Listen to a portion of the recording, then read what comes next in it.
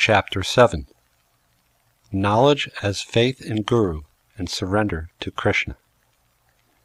In the 4th chapter of Bhagavad Gita, Sri Krishna concludes that of all sacrifices, the best is the acquisition of knowledge. Shreyan drava mayad yagyaj jnana yagya parantapa sarvam karma kilam partha jnane parisham mapyate.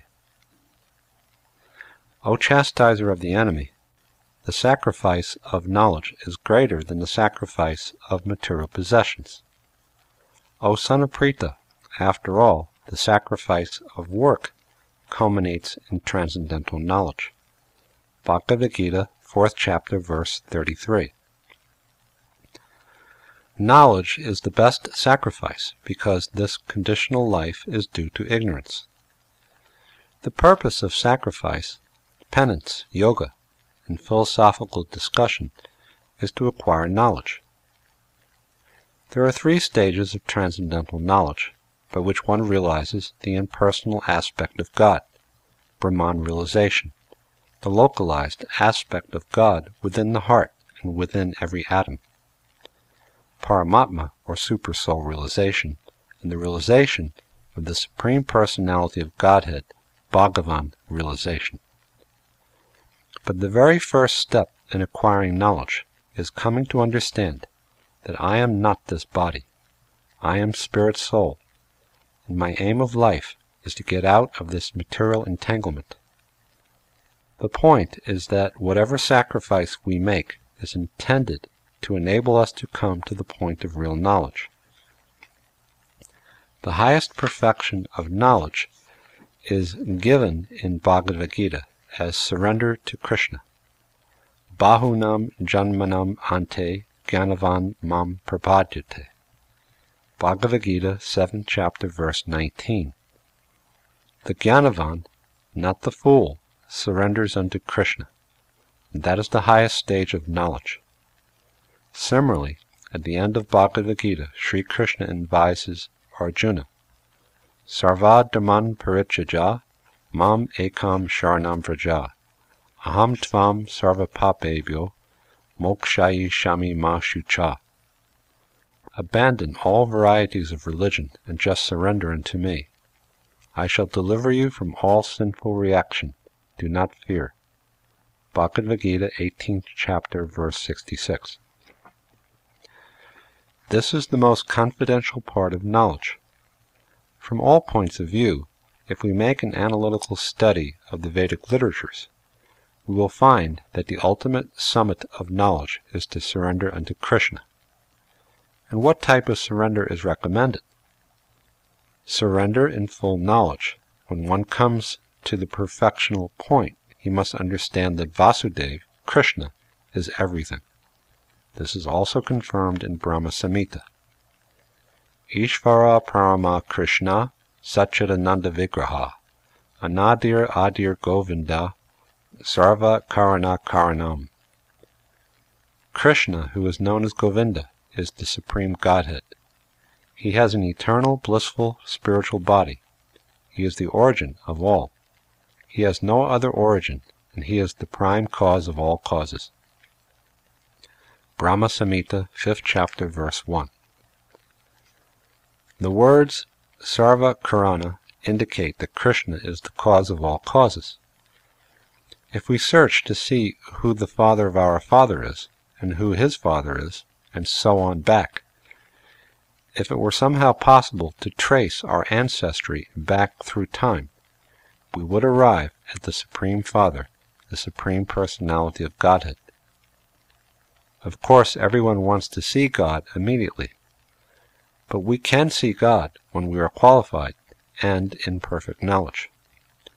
We can see God eye to eye, just as we are seeing one another, but qualification is required, and that qualification is Krishna consciousness. Krishna consciousness begins with Shravanam, hearing about Krishna through Bhagavad Gita and other Vedic literatures, and Kirtanam, repeating what we've heard and glorifying Krishna by chanting his names. By chanting and hearing of Krishna, we can actually associate with him, for he is absolute and non-different from his names, qualities, forms, and pastimes. As we associate with Krishna, he helps us to understand him and dispels the darkness of ignorance with the light of knowledge. Krishna is sitting within our hearts, acting as Guru. When we begin hearing topics about him, the dust which has accumulated on our minds due to so many years of material contamination become gradually cleaned. Krishna is a friend to everyone, but he is a special friend to his devotees. As soon as we become a little inclined toward him, he begins to give favorable instructions from within our hearts, so that we can gradually make progress. Krishna is the first spiritual master, and when we become more interested in him, we have to go to a sadhu, or holy man, who serves as spiritual master from without. This is enjoined by Sri Krishna himself in the following verse. Tadvidhi pranipatena pariprashnena sevaya upadekshanti te gyanam gyaninas tattvadarshina. Just try to learn the truth by approaching a spiritual master. Inquire from him submissively, and render service unto him. The self-realized soul can impart knowledge unto you, because he has seen the truth. Bhagavad Gita, 4th chapter, verse 34. It is necessary to select a person to whom we can surrender ourselves. Of course, no one likes to surrender to anyone. We are puffed up with whatever knowledge we have, and our attitude is, "Oh, who can give me knowledge?" Some people say that for spiritual realization there is no need for a spiritual master. But so far as Vedic literature is concerned, and as far as Bhagavad Gita, Srimad Bhagavatam, and the Upanishads are concerned, there is a need of a spiritual master. Even in the material world, if one wants to learn to be a musician, he has to search out a musician to teach him. Or if one wants to be an engineer, he has to go to a technological college and learn from those who know the technology. Nor can anyone become a doctor by simply purchasing a book from the market and reading it at home. One has to be admitted to a medical college and undergo training under licensed doctors. It is not possible to learn any major subject simply by purchasing books and reading them at home. Someone is needed to show us how to apply that knowledge which is found in the books. As far as the science of God is concerned, Sri Krishna, the Supreme Personality of Godhead himself, advises us to go to a person to whom we can surrender. This means that we have to check to see if a person is capable of giving instructions in Bhagavad Gita and other literatures of God realization. It is not that we are to search out a spiritual master whimsically. We should be very serious to find a person who is actually in knowledge of the subject. In the beginning of Bhagavad Gita, Arjuna was talking to Krishna just like a friend, and Krishna was questioning how he, as a military man, could give up fighting. But when Arjuna saw that friendly talks would not make a solution to his problems, he surrendered unto Krishna, saying, Shishyaste ham shadi mam tvam prapanam. Now I am your disciple and a soul surrendered unto you. Please instruct me. Bhagavad Gita, 2nd chapter, verse 7. This is the process. It is not that we should blindly surrender, but we should be able to inquire with knowledge. Without inquiry, we cannot make advancement. In school, a student who makes inquiries from the teacher is usually an intelligent student. It is generally a sign of intelligence when a small child inquires from his father, "Oh, what is this? What is that?" We may have a very good spiritual master, but if we have no power to inquire, we cannot make progress. Nor should the inquiry be of the nature of a challenge. One should not think Now I will see what kind of spiritual master he is. I will challenge him. Our inquiries, pariprashnena, should be on the subject of service, sevaya. Without service, our inquiries will be futile. But even before making inquiries, we should have some qualification. If we go to a store to purchase some gold or jewelry, and we know nothing about jewels or gold, we are likely to be cheated. If we go to a jeweler and say, "Can you give me a diamond?" he will understand that this is a fool. He could charge us any price for anything. That kind of searching will not do at all. We first have to become a little intelligent, for it is not possible to make spiritual progress otherwise. The beginning injunction of the Vedanta Sutra is Atato Brahma Jigyasa. Now is the time to inquire about Brahman. The word Atta means that one who is intelligent, who has come to the point of realizing the basic frustrations of material life, is capable of making inquiry. In Srimad Bhagavatam, it is stated that one should inquire from a spiritual master about subjects that are beyond this darkness. This material world is by nature dark, and it is artificially lighted by fire.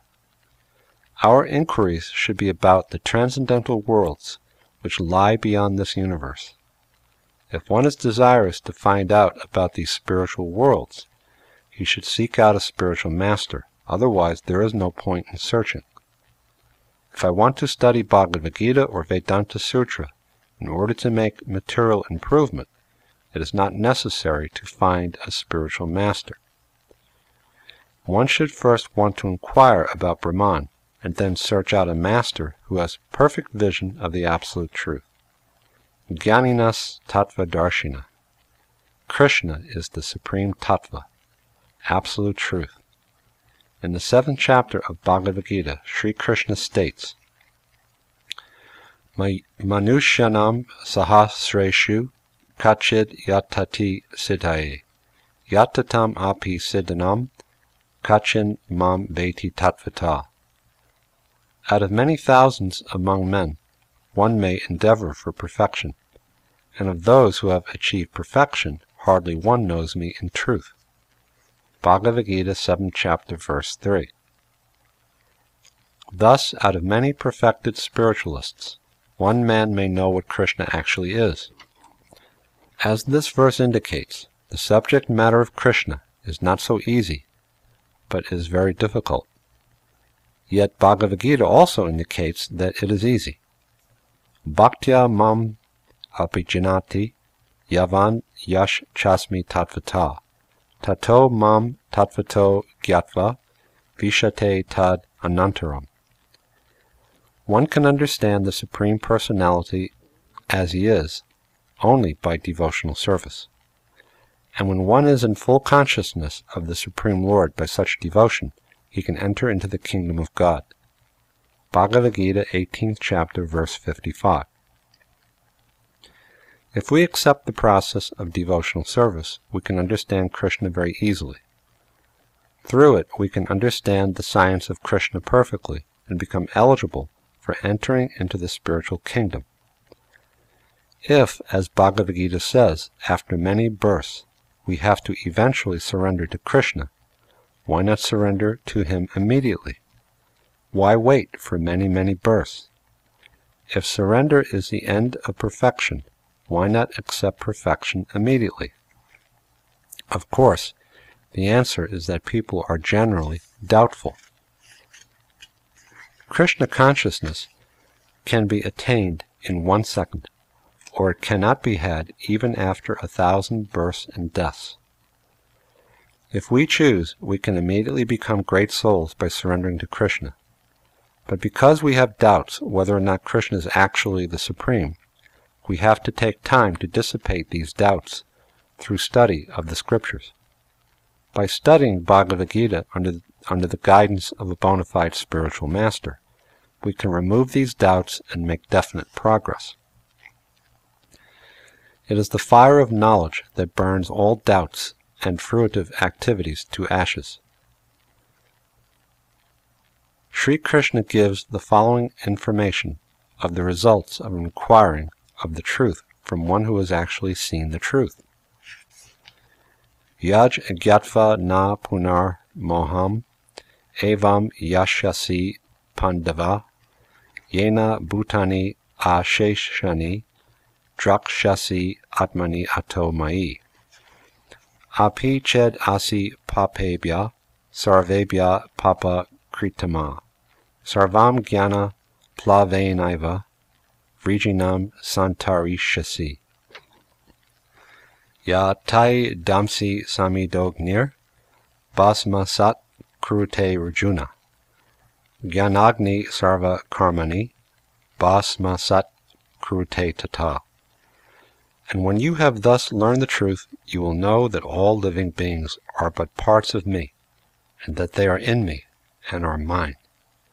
Even if you are considered to be the most sinful of all sinners, when you are situated in the boat of transcendental knowledge, you will be able to cross over the ocean of miseries. As a blazing fire burns firewood to ashes, O Arjuna, so does the fire of knowledge burn to ashes all the reactions to material activities. Bhagavad Gita, 4th chapter, verses 35 to 37. The fire of knowledge is ignited by the spiritual master, and when it is ablaze, all the reactions to our works are turned to ashes. The reactions to our work, or our karma, are the cause for our bondage. There are good works and bad works, and in this verse, the word sarva karmani indicates both. For one who wants to be liberated from this material bondage, the reactions of both good works and bad works are detrimental. In this material world, we are attached to performing good works if we are situated in the modes of goodness. If we are in the modes of passion and ignorance, however, we do bad work in passion and ignorance. But for those who are going to be Krishna conscious, there is no need of good work or bad work. By good work, we may get a good birth in an aristocratic or wealthy family, and by bad work, we may take birth even in the animal kingdom or in degraded human families. But in any case, birth means bondage, and one who is striving for Krishna consciousness is striving for liberation from the bondage of transmigration. What is the advantage of being born in a wealthy or aristocratic family if one does not get rid of his material miseries? Whether we enjoy the reactions of good work or suffer the reactions of bad, we have to take on the material body and thereby undergo the material miseries. By engaging in the transcendental service of Krishna, we actually get out of the cycle of birth and death. But because the fire of knowledge is not burning in our minds, we accept material existence as happiness. A dog or hog cannot understand what kind of miserable life he is passing. He actually thinks that he is enjoying life, and this is called the covering or elusive influence of material nature. On the Bowery, there are many drunkards lying in the street, and they are all thinking we are enjoying life. But those who are passing them by are thinking, oh, how miserable they are. That is the way of the illusory energy. We may be in a miserable condition, but we accept it thinking that we are very happy. This is called ignorance. But when one is awakened to knowledge, he thinks, oh, I am not happy. I want freedom, but there is no freedom. I don't want to die, but there is death. I don't want to grow old, but there is old age. I don't want diseases, but there are diseases. These are the major problems of human existence, but we ignore them and concentrate on solving very minor problems. We consider economic development to be the most important thing, forgetting how long we shall live here in this material world. Economic development or no economic development, at the end of 60 or 100 years, our life will be finished. Even if we accumulate $1 million, we must leave it all behind when we leave this body. We need to come to understand that in the material world, whatever we are doing is being defeated by the influence of material nature. We want freedom, and we want to travel all over the world and all over the universe. Indeed, that is our right as spirit soul.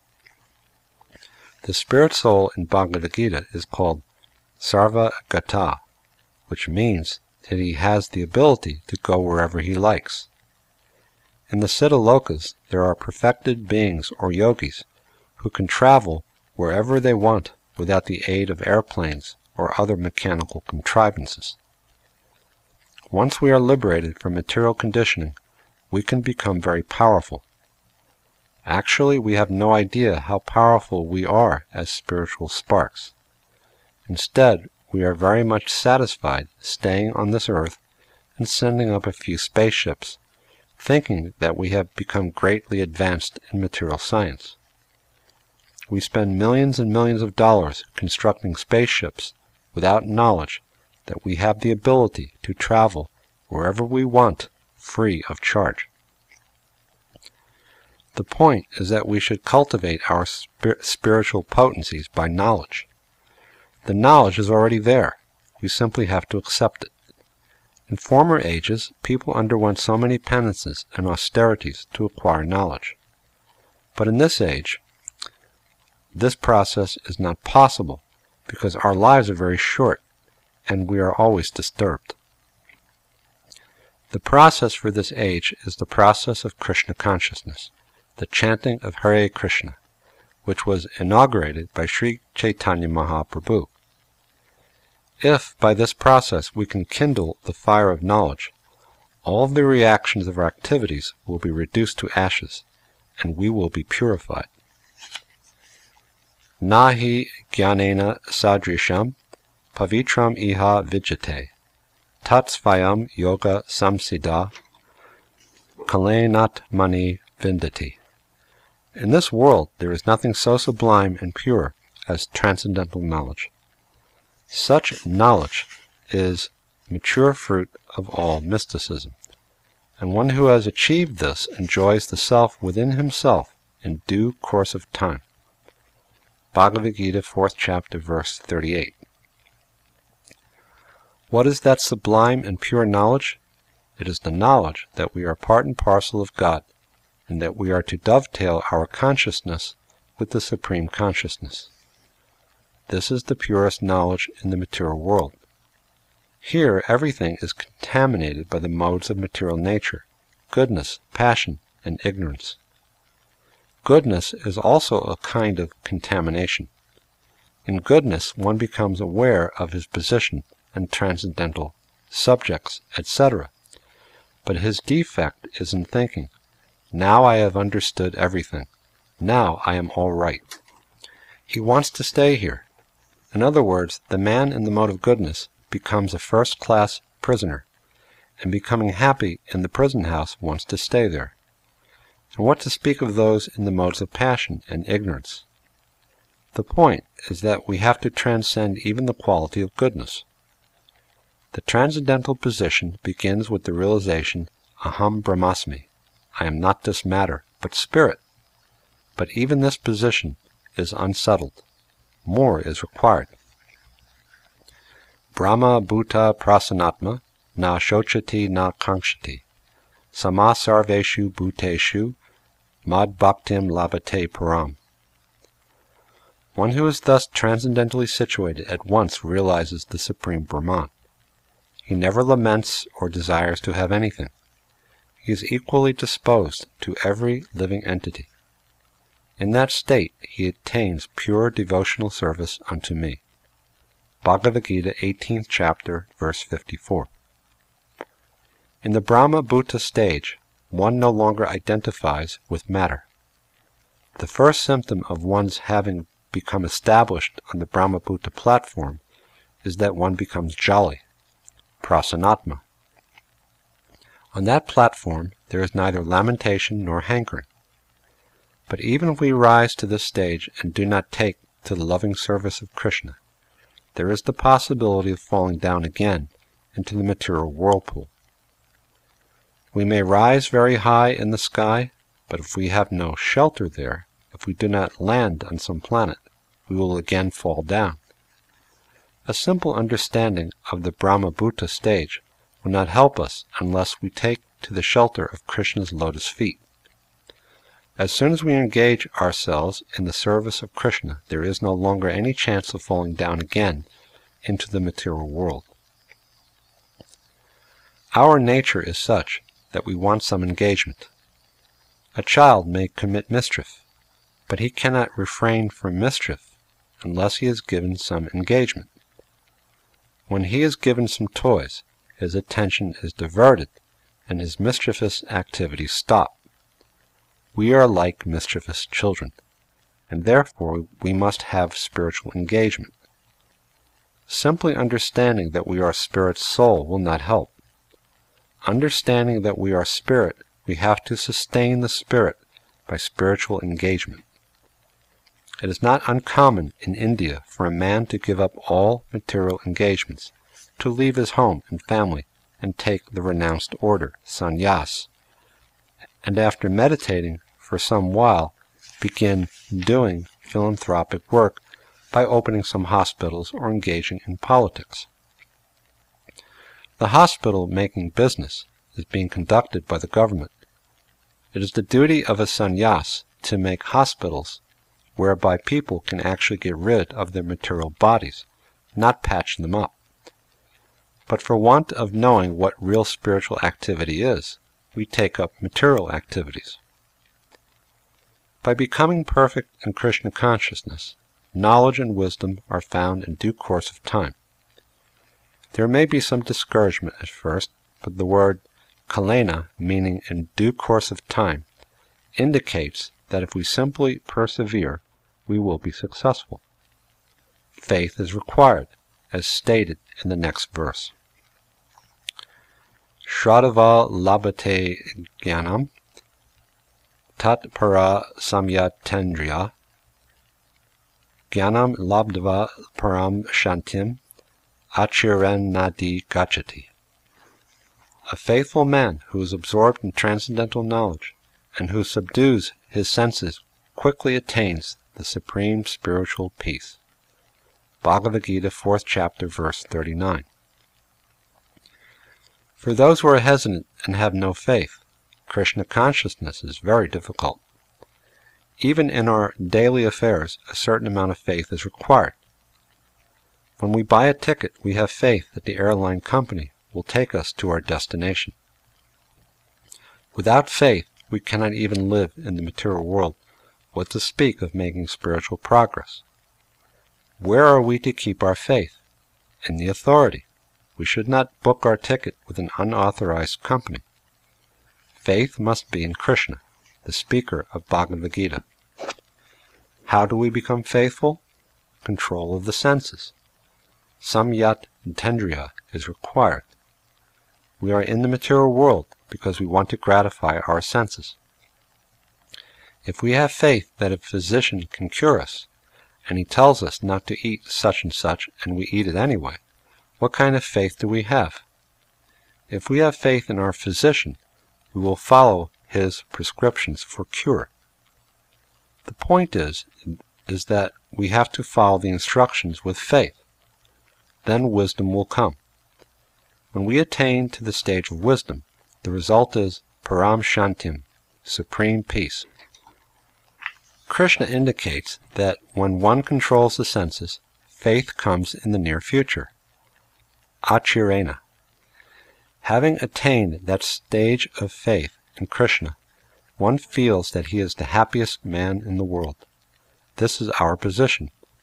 We have to accept the formula and execute it with faith. This faith must be in the supreme authority, not in a third-class man. We must search out a spiritual master in whom we can have faith. Krishna is the most authorized personality, but anyone who is Krishna conscious can be accepted because a person fully in Krishna consciousness is the bona fide representative of Krishna.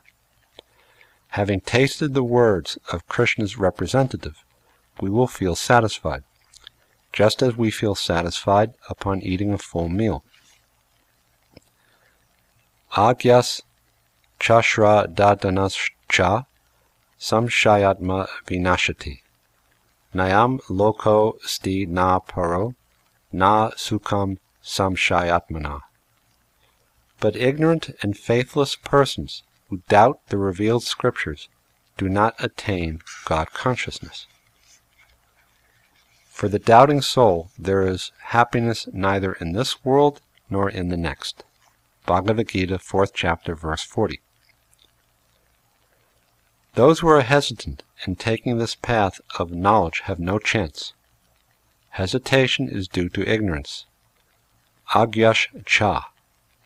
For one hesitant in taking to Krishna consciousness, not even this material world will be happy, and what to speak of the next life.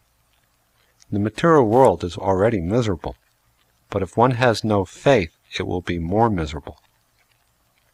Thus, for the faithless, the situation is very precarious. We have put thousands of dollars in a bank because we have faith that that bank will not close down. If we have faith in banks and airlines, why not have faith in Sri Krishna, who is acknowledged by so many Vedic literatures and by so many sages to be the supreme authority? Our position is to follow in the footsteps of great authorities like Shankaracharya, Ramanujacharya, and Chaitanya Mahaprabhu. If we keep our faith by executing our duties and following in their footsteps, success is guaranteed. As stated before, we must search out one who has seen the absolute truth, and surrender to him and serve him. When this is done, there is no doubt about one's spiritual salvation. Everyone is anxious to see God, but in our present stage of life, we are conditioned and deluded. We have no idea of things as they really are. Although we are Brahman and by nature jolly, we have somehow fallen from our constitutional position. Our nature is Satchidananda, eternal, blissful, and full of knowledge. Yet this body is destined to die, and while it is existing, it is full of ignorance and miseries. The senses are imperfect, and it is not possible to attain perfect knowledge through them. Therefore, it is stated in Bhagavad Gita that if we at all want to learn transcendental knowledge, we must approach one who has actually seen the absolute truth. Tadvidi pranipatena. Traditionally, Brahmins are meant to be spiritual masters, but in this age of Kali, it is very difficult to find a qualified Brahmin. Consequently, it is very difficult to find a qualified spiritual master. Therefore, Chaitanya Mahaprabhu has recommended Kiba Vipra, Kiba Nyasi Shudra Kene Naya Ye Krishna Tattva Veta, Se Guru Haya. Whether one be a Brahmin, or a Shudra, or a sannyasi, or a householder, it doesn't matter. If he knows the science of Krishna, he's a bona fide spiritual master. Bhagavad Gita is the science of Krishna, and if we study it scrutinizingly with all of our argument, sense, and philosophical knowledge, we will come to know that science. It is not that we are to submit ourselves blindly.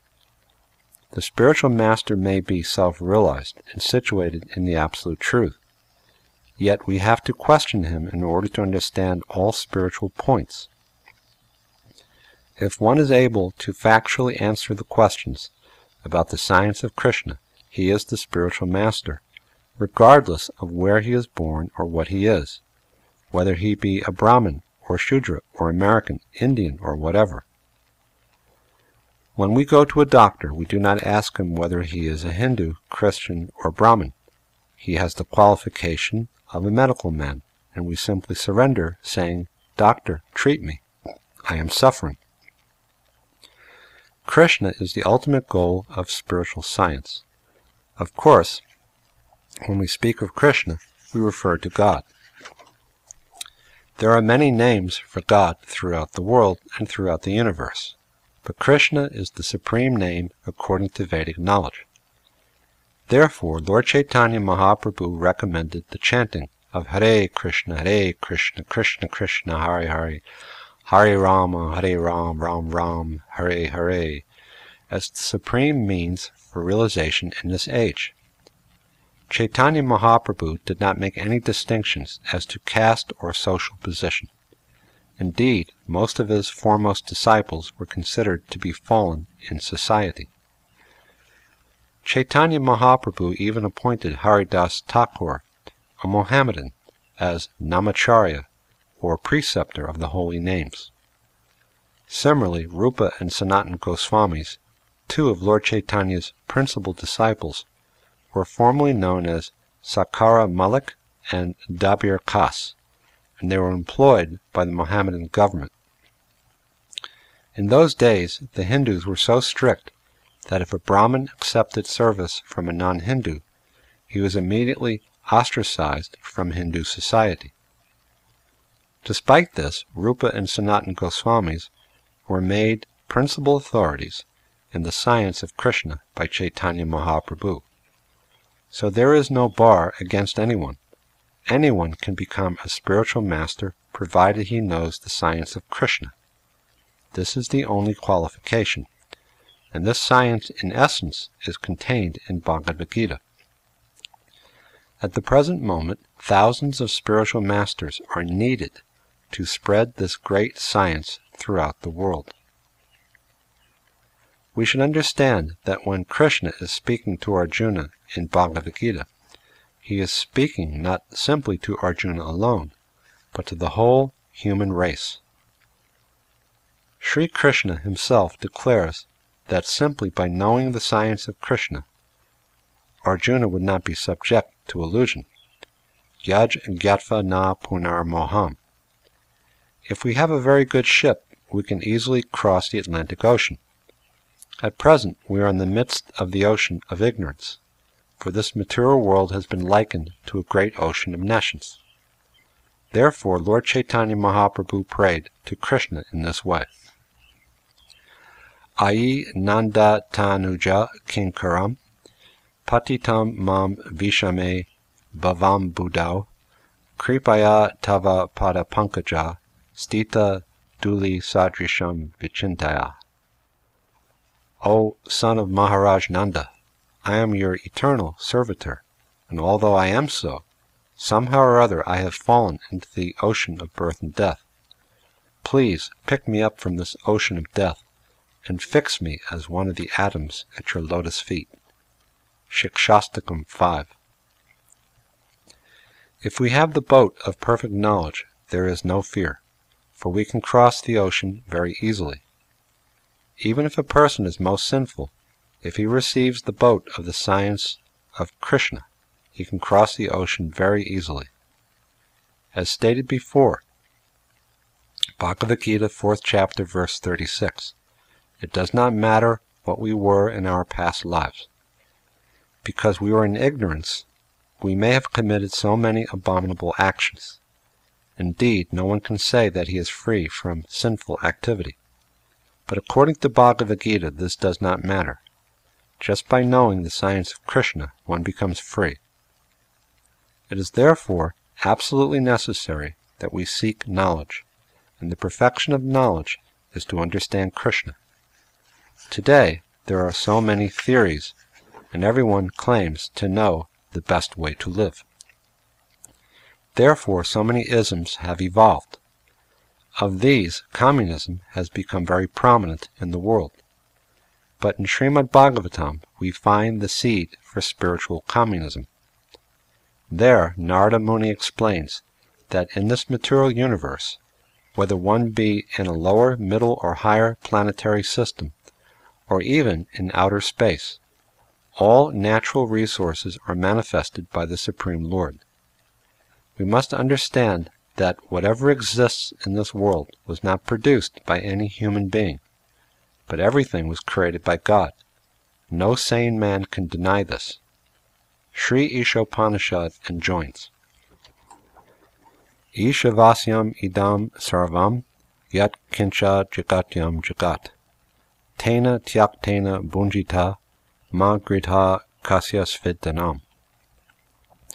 Everything animate or inanimate that is within the universe is controlled and owned by the Lord. One must therefore accept only those things necessary for himself, which are set aside as his quota, and one must not accept other things, knowing well to whom they belong. Sri Ishopanishad, Mantra 1. Consequently, all living entities, beginning from Brahma, the highest demigod, down to the lowest ant, have the right to use natural resources. Narada Muni points out that we can use these resources as much as we require, but if we take more than required, we become thieves. Unfortunately, everyone is trying to conquer and predominate. Countries race to the moon in order to put up their flags and claim that planet. When Europeans came to America, they put up their flag and claimed it for their nation. This flag planting and flag waving is all due to ignorance. We do not stop to think where we are putting our flag. It is not our property, but God's. Knowing this is knowledge, and thinking that it is my property is ignorance. We have the right to utilize, but not to claim or hoard. If we throw a bag of grain into the street, pigeons may come and eat 4 or 5 small grains, and then go away. They will not take more than they can eat, and having eaten, they go freely on their way. But if we were to put many bags of flour on the sidewalk and invite people to come and get them, one man would take 10 or 20 bags, and another would take 15 or 30 bags, and so on. But those who do not have the means to carry so much away will not be able to take more than a bag or 2. Thus the distribution will be uneven. This is called advancement of civilization. We are even lacking in the knowledge which the pigeons, dogs, and cats have. Everything belongs to the Supreme Lord, and we can accept whatever we need, but not more. That is knowledge. By the Lord's arrangement, the world is so made that there is no scarcity of anything. Everything is sufficient, provided that we know how to distribute it. However, the deplorable condition today is that one is taking more than he needs, while another is starving. Consequently, the starving masses are revolting and asking, why should we starve? But their methods are imperfect. The perfection of spiritual communism is found in the knowledge that everything belongs to God. By knowing the science of Krishna, we can easily cross over the ignorance of false proprietorship. We are actually suffering due to our ignorance. In the law court, ignorance is no excuse. If we tell the judge that we are not aware of the law, we will be punished anyway. If one has illegally amassed so much wealth and yet claims ignorance of his transgression, he will be punished nonetheless.